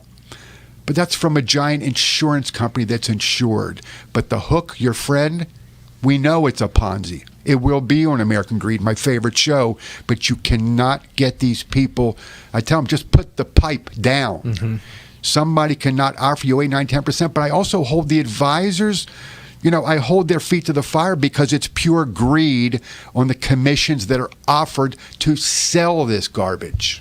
It's American Greed is one of my favorite shows too, Blair. And what I've always thought is this person needed to have somebody in his or her ear to say this is stupid. I was in this woman's ear. Yeah. It didn't matter. I know. It's like trying to talk somebody out of a cult, though. It's once the hook is in, it's frugal. Guys, can I jump in? We have a question from social media. All right, this is from Judy Blair, and she wants to know, I have 2 401ks, and they have done well up until now. She says, I'm 72 and retired. I'm scared the Democrats are going to ruin the economy. Should I revise the 401ks to put the full amount in the conservative accounts, or take the money out and put it into some other kind of retirement investment? Okay, so this is a commonality in the problem in itself. You have to stop thinking about the tool, right? Let me give you an example. Larry, if you went to Home Depot and you walked in and the guy said, hey, Mr. Elder, here you go. Here's that hammer you've been waiting for. You go, wait a second, I don't need a hammer. He goes, no, Larry, this is the best hammer. Look, it's got this shiny handle. It's got some lights on it. You go, I don't need a hammer. And he said, Larry, let me walk you over to the cash register. You'd be going, I don't need a hammer. Why? Because I'm trying to cut down a tree. I think I need a chainsaw. Or I might buy it to get this guy off my back. That's right. You go, but Larry, you can cut down the tree with a hammer. Just hack away at it with a longer. This is what I see in the financial community. Everybody leads with the tool. What are the tools? Here's the tool list. Stocks, bonds, mutual funds, ETFs, REITs, alternative investments, commodities, annuities, listen, when I give every dollar a job, focus on the goal, then the strategy, then you can choose the tool. I spent a few years on the largest golf show as their financial planner, okay? So I talked to hundreds of golfers. I personally had never even played a round of golf, but here's what I learned. I used to say to these individuals, I said, let me ask you a question. If you could have the clubs of any man or woman who ever played in the Masters or their swing, which would you take? And what do you think I heard 100% of the time? Swing. That's right. The swing is the strategy. If you went to your favorite country club and you walked in and you said, I want to learn how to play golf, they said, step right this way, we got these clubs for you. You'd go, wait a second, there's a time for a club. Let's go up on the practice tee and work on the swing. So on this question, this woman is thinking, oh, should I go to stable fund? Should I get more aggressive? Who cares? Get the plan together. I've used a similar analogy, Blair, when people have talked about Donald Trump. I've said, you're looking at his swing. Look to see where the ball lands. That's what I care about. That's really what you're saying. Yeah. The point is what works. Yeah, and it's when you say speak about where it lands, what's Wayne Gretzky's famous quote? Come on. I'm not a hockey player. I don't know. Neither am I, but it's a famous quote. He says, I don't skate to where the puck is. I skate to what? Where the puck's gonna be. I've never heard him say it. That's right. Yeah. How about Mike Tyson's famous quote? You know that one? I knock mofos out. Tiddly bum. No, Mike Tyson's famous quote is, everybody's got a plan until I punch him in the face. Until they get hit. Yeah, until they get hit. Now, I couldn't help but notice the word annuity in some of your planning. Now, that term conjures up good and bad impressions for people. Talk to us about that. The worst, the 4-letter term. The term has been bastardized, once again, because it is a tool that unfortunately becomes, when you're a hammer, everything's a nail. So when you're insurance only, number one, you're not a fiduciary, which is a problem. Number two, you're trying to fit everybody into the annuity mold. Annuities can do some pretty cool things. There's some garbage out there too, but they also do some horrific things. For example, the annuity is the worst estate planning tool on the planet. Why? And I see it billed as, oh, Blair, I gave so-and-so $500,000 as a retirement plan for my kids or estate. Forget it. Annuity is one of the 2 assets that does not get a stepped-up basis at death. So think about this. You put $500,000 in a stock portfolio or a house and it grows to $2 million. You pass away. How much taxes are being paid by your heirs? 0. This is called a stepped up in basis. You put $500,000 in an annuity and it grows to $1 million or $2 million. They're paying taxes on all the gains at death. Really? I thought there was an exemption, a state tax exemption. No. All the gains are taxable. So this is the problem. People send me, I've done shows weekly here where I said, send me the quotes, because the problem is, as a fiduciary, just a lot of people they're mystified by that term, right? What is a fiduciary, Blair? Well, it's the opposite of suitability, right? In the brokerage world, where I spent a few years, as you know, if you were the right age and you had the money, suitable. you actually were not, people were surprised. You mean my advisor didn't have to put me first? No, they actually didn't. So the fiduciary rule arrived on the scene. That means you have to have a process to prove that the plan I built for you or your neighbor was the best plan available. You follow? That's why the Forte formula, the process is documented step by step. So I can present it in a court of law and go, this was absolutely the best plan available. How has retirement planning changed over the years? And was there some sort of major sea change? Was there some event that caused retirement planning to change? There was. That event was longevity.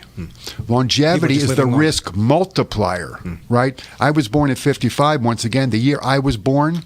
Okay, retirement age was 65. Take a guess what life expectancy was in 55, Larry.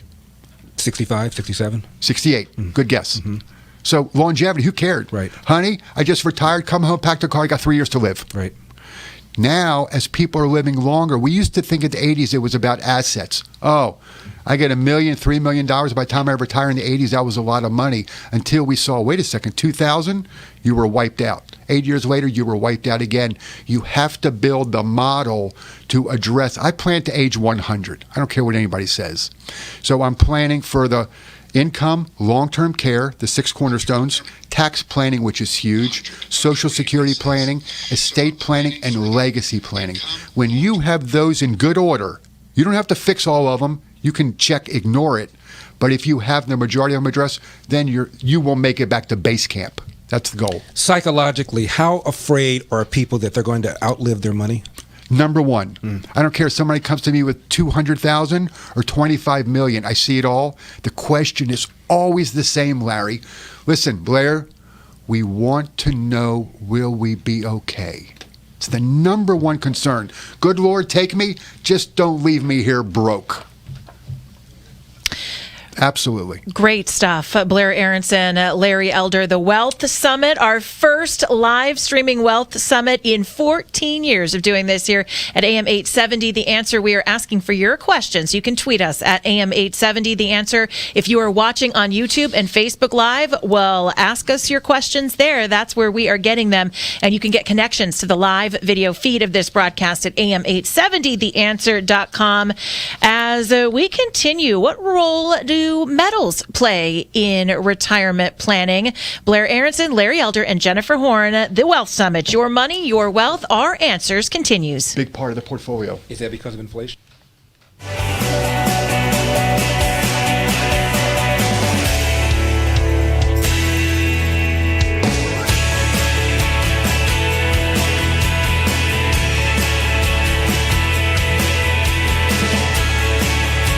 Don't go away. The AM 870 The Answer's 14th Annual Wealth Summit will be right back. Show you the money. That's not so you. Show me the money. Show me the money. Yeah. Louder. Show me the money. That's it, brother. But you got to yell. Show me the money. I need to feel you, Jerry. Show me the money. Jerry, you better yell. Show me the money. What you gonna do, Jerry? Show me the money.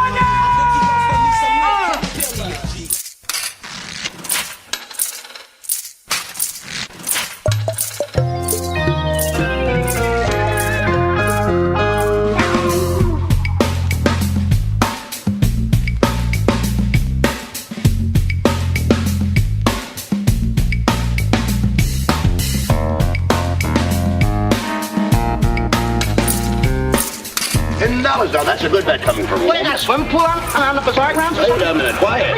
All right, never mind that. You want to bet $10? Now, let's see. I have a $10 bill here a minute ago. Have you got 2 tens for a 5? Yes, sir. Thank you. Now, there's your 10, madam. What kind of fast one did you just give me? Not just a minute. You just say you got 2 tens for 5 and I plump like give it to you. I'm still 2 tens for 5. Still beefy, huh? Still beefy. Hey, pal, what are you trying to see me for? It's my own fault for doing $15 went south. That's all right. Forget about it. Here's your 5. Give me back my 2 tens. That's better. Now get out. Well, don't try to cheat me, buddy. Run down to me. Because I'm as smart as you are anything. Take it easy. Now, look. Time I think The AM 870 The Answer's 14th Annual Wealth Summit will be right back.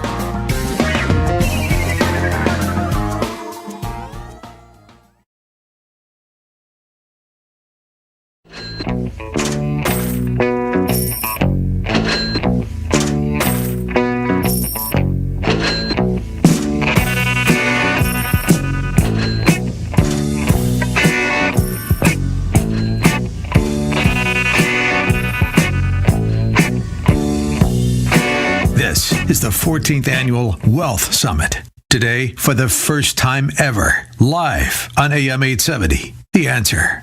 Hosted by Larry Elder. And on our panel, some of The Answer's top financial advisors.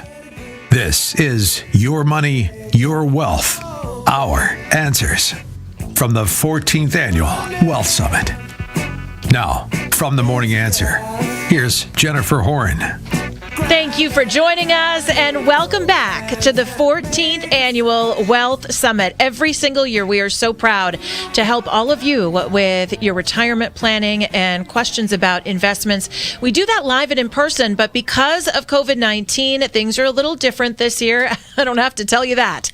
So for the first time ever, you are taking part in our live Wealth Summit. We are broadcasting live right now from Glendale, California, AM 870, The Answer. We are all here and in person, and we are broadcasting on video, not just on the radio. You can check us out at am870theanswer.com for links to our YouTube channel and to our Facebook live stream, if you have a chance to do that. We also know that what makes the Wealth Summit so important every single year is that we answer questions that are of value to you. So you can play along with us by asking questions online. Go to Twitter right now at AM870 The Answer and ask your questions there, or in the comment box at YouTube, and you'll be able to let us know what you want to hear Blair Aronson, Larry Elder, and our whole panel of experts talk about. Now, we are joined today by Alan Kay of the Alan Kay Insurance Agency, and this hour by Blair Aronson of Retirement Through Design.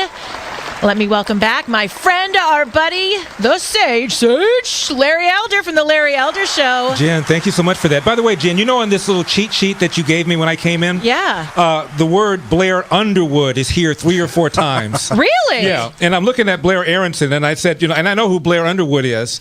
And I'm both saying, of them super attractive. Yeah, both of them are stunningly gorgeous. But I said, this ain't Blair Underwood. No, we can confirm. This guy is the one you want in charge of your money, though. You want Blair Aronson Blair Aronson, in charge. Retirement Through Design. And again, that's through THRU, retirementthroughdesign.com. And his phone number, 800-499-1658. Blair, I saw a piece, CNBC, I think it was, about the great Warren Buffett. Okay. And he says, bonds are dead. And he wasn't talking about James Bond. What the hell is he talking about? Well, first of all, the Oracle of Omaha is not the only one with that statement. I brought a little piece just to share. Ray Dalio, if you're familiar with that name, who runs the largest hedge fund in existence, quoted, "You'd have to be pretty crazy to own bonds right now." Now, here's why that's problematic. And you're aware I'm a bond trader from the 80s. The FINRA, who's the regulatory agency, you're familiar with FINRA, right? Mm-hmm. Okay. They put out a warning. It was a little bit early. It was several years ago. But you can go to their website and read it, and I'm going to read it to you now. FINRA bond warning, a real worrier. Okay? The reason this is so problematic is because, once again, the moms and the pops and the real savers in this country, they think the risk is in the equity markets. It's not. It's in the bond markets. Because what they don't understand is the impact of rising rates to their government bond fund, to their municipal bond fund, tax-free, Ginnie Mae's, corporates, I don't care what it is. So here's a bit of a reality check. Right off the FINRA. It says, according to the alert posted on the FINRA's website, a bond fund with a 10-year duration will decrease in value by 10% if rates rise 1. That's a pretty crazy correlation. And rates are going to rise. 10 to 1. The bond rally is over. It took 30 years to get up to 16% where we were in the 80s, and it took 30 years to get back down to 0. So the problem is because people still using a mindset from years gone by, that 60-40 portfolio. Blair, I go, what's your allocation? 70-30, 60-40. That 40% has 3 times the risk they think it does, number one. Because remember, the 40% in the bond fund 10 years ago, what was it earning? 4 or 5%. It was respectable. Right. Now it's earning 1 to 3 in the stable fund. I see from all these 401ks I transfer, but that's where the risk is. Another big problem is everybody's familiar with, allocation, 60-40. Here's the bigger question. It's not asset allocation, it's asset location. Tax-wise, the tax train is coming. When I do a deep dive on a portfolio, here's what I see. 90% of the savings are in America's tax later bucket. Blair, tax defer me. I'm good. I love that idea. Are there any tax savings, Larry, to 401 IRA, 403B, 457? What do you think? Are there any tax savings? Tax savings? Right. What do you think? Tax deferral. Right. Are there any savings to tax deferral? I would think so. Not at all. They're income reducers. The government, it's if you asked a 10-year-old, listen, the government said we'll defer the tax, but they didn't tell you what you're deferring it to. It's an unknown calculation. Because you don't know what the tax rate will be. Of course. At the time. If we owned a company together, right? BL Industries, okay? And we make sunglass frames. And you came to me one day, you said, hey, buddy, can I borrow $500,000? I'll go, of course, Larry. And I hand you a check. I'm pretty sure there are 2 questions you're asking me. You ready? Hey, Blair, when you want the money back? And by the way, what's the rate of interest on this loan? Right. Reasonable? Reasonable. Here's my response. Larry, listen, I got plenty of cash. When I know how much money I need down the road, I'll tell you the rate of interest on that loan. Would you cash the check? I don't think so. Of course not. But isn't this what everybody's doing? People will pay insurance. Like when I talk about behavioral finance, people will pay large amounts of money for insurance on rather small items, a car, 20, 30, 40 grand, but they won't insure that $1 million 401. This is mind-boggling to me, right? When I ask individuals, that $2 million defined benefit pension plan, how much of that is yours? They go, all of it. I go, no, you have a partner. They go, oh, yeah, I'm not sure how much of it is mine. So this brings up an interesting point, the Roth conversion. I heard Alan mention it. And by the way, I just want to mention something. Alan is the real deal, by the way. I knew his dad in the 80s, okay? His father was a pioneer in insurance. But I just want to mention something. Alan is the master in the hereafter, right? Fund this for your loved ones. I use that same asset class for the here and now because there's some incredible benefits to using insurance as a asset class today, something we can always discuss. But here's a question for you, Larry. I know I'm going to make you think again, last segment, right? You got $10,000 in an IRA, okay?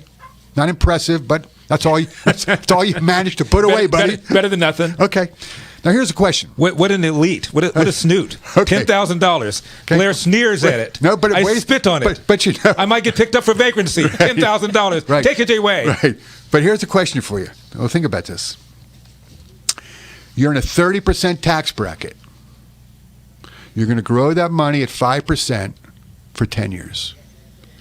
We're assuming an unchanged tax bracket. In 10 years, your 10 is worth about $16,200. Okay? You pay 30%, you're worth about $12,240. Or we have a meeting and you go, Blair, I'm really concerned about taxes because remember, we don't know where they're going to be. Right. I say, well, Larry, you're in the 30% bracket, right? Maybe we pay the taxes today, which would be $3,000. So now you only have $7,000 to invest. Got it? At the end of 10 years, assuming the same rate of return, which account, Larry, has more money in it? By the way, can you pay the taxes early like that? Oh, of course. You can? That's called a Roth conversion. All right? So think about that. That's your choice. Pay the taxes today and carve it down to $7,000 and let it cook, but then you're tax-free forever. Or you go, you want something? I love that idea of that tax deferral. I'm going to compound in a tax-deferred bracket. I'll deal with the taxes, which is what most people do. I'm going to kick the can down the road. Which account has more money in it 10 years? Wouldn't it depend on the tax rate? I said the tax rate unchanged. Unchanged. I think the first one does. Okay, so you're going to opt to kick the can down the road and go, right. Okay, well, you know what's really interesting? Is that the bad decision? Both accounts The same? Exactly the same amount of money. I'm going to jump in here, guys. Blair, there are a couple of questions for you. I think Blair's telling me that I ought not be a financial. Well, that's what I was trying to save you. I know. I'm like, Larry's not Larry's a radio host, Blair. Blair's saying, I hope Larry's not in charge of his finances. No, but this is not about. So we outsource. Do you have the acumen? Or we're not trying to see if you're a planner. It's just your belief system. Right. People, listen. I don't know if you're familiar with The Elephant and the Rider. That whole psychology story. Are you, by the way? Something you should study. But the point is that people make emotional decisions and then they support it with the limbic rational mind. Right. So people go, yeah, I think it feels good. I don't want to deal with the taxes. I'll kick the can down the road. Same reason you said, give me the $240. I don't want to risk not getting anything. Mm-hmm. So my whole passion is to just bring real world data to the table in an agnostic fashion to go, you can still follow your tummy if you want, but let's understand the metrics behind it. Reasonable? Reasonable. Okay. Very reasonable. All right, guys. So 2 questions here from social media. Robert is the first. He wants to know, Blair, what you think about incorporating metals into retirement investment portfolios. And Don Valentine on social media says, if an investor had $20,000, $50,000, or $100,000 to invest, where would you advise them to invest it?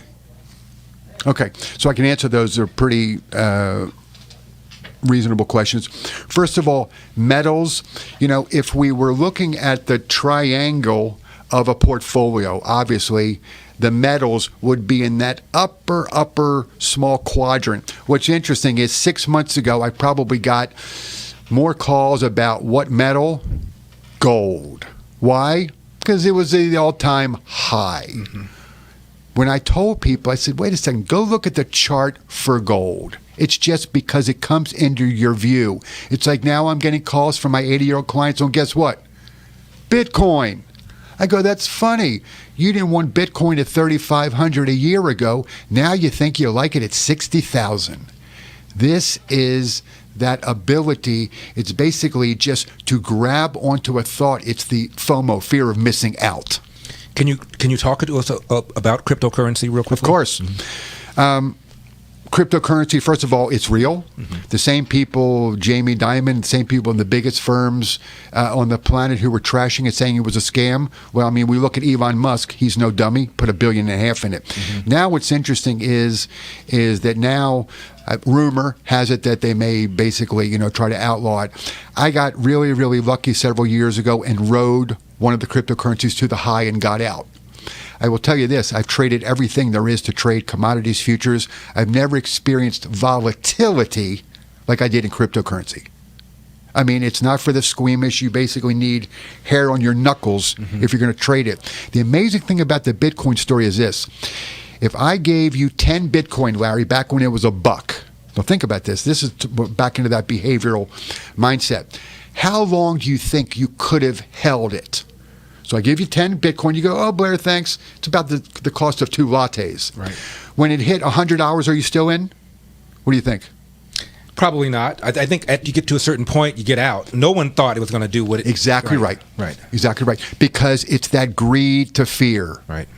It's so hard. So the people who actually, they deserve it, who got in, and I don't care if it was 50, 100, or 2,000, and rode it all the way up and down, you deserve it. How did you know when to sell when you did sell? Absolute fear, and I'm not greedy. I was up, 50 times my money. I went, that's enough. Because you close your eyes for 2 minutes over dinner. I would say to my girlfriend, I'm down a condo. I'm up this. I'm not. And I just went, I'm out. Enough. Mm-hmm. What are some of the, I call them blind spots that people have when it comes to financial planning? Biggest blind spot is risk management. People do not understand how the losses impact you if you are in that 10-year retirement zone. I heard a radio show this morning, I don't remember what station, but I heard a planner saying, we have money managers who know how to ride out the bad times, and I almost drove through the red light. That they are not a retirement planner. You have to have risk mitigation in your portfolio. Okay? I am a fee-based advisor, but in all my managed money, I always have 3 circuit breakers. To not have a plan to mitigate risk is like saying, I see smoke coming out of the house, but why call 911? Because eventually it'll just burn itself out. You have to control the losses because remember, in 2008, right, everybody said, oh, Blair was ugly. My account was down 40, 50%, but it came back. It came back because you didn't touch it, number one. It also came back, it's sort of funny, because you were adding money to it every month. Agreed? But here's the fact. It took 53 months to break even. Got it? 53 months. Wait a second, but nobody invested to break even. So I ran the numbers. How long did it take just to get a 5% return? 73 months. Mr. Jones, as your advisor, you cannot touch that money. I know you're retiring this year, but you can't touch that money for 73 months. That's the problem. Nobody is planning for the eventual meltdown, okay, for inflation, for long-term care risk, for higher taxes. We know what's lying ahead. The question is, do you want to address it or not? Last question, Blair. The Sure. last time we talked, you told me that if you have a pension plan, don't be so sure it's going to pay off what it's supposed to pay off over the long haul. Do you still feel that way?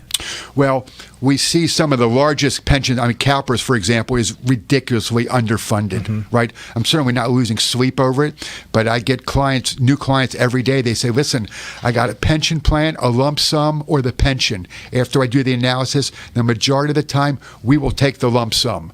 Sometimes the pension distribution rates are so attractive, we will leave it, but it's all based on the income need. Are you more worried about public sector pensions or private sector pensions? Public. Absolutely. Because we've seen several states have actually had to recall some of the pensions and cut them about 35, 40%. So it's a real risk. I've been speaking with Blair Aronson. Again, his number 800-499-1658, 800-499-1658, or log on to his website, Retirement Through Design. That's retirementthroughTHRUdesign.com.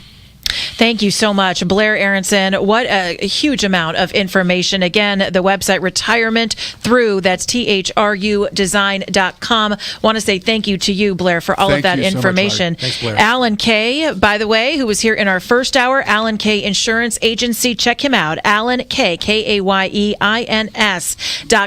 And thank you so much to you, Larry Elder. Make sure you check out the Larry Elder Show each and every day at 6 p.m. here on AM 870. And don't forget Road Rage. And that's right, Road Rage on social media. Check out Larry at Larry Elder.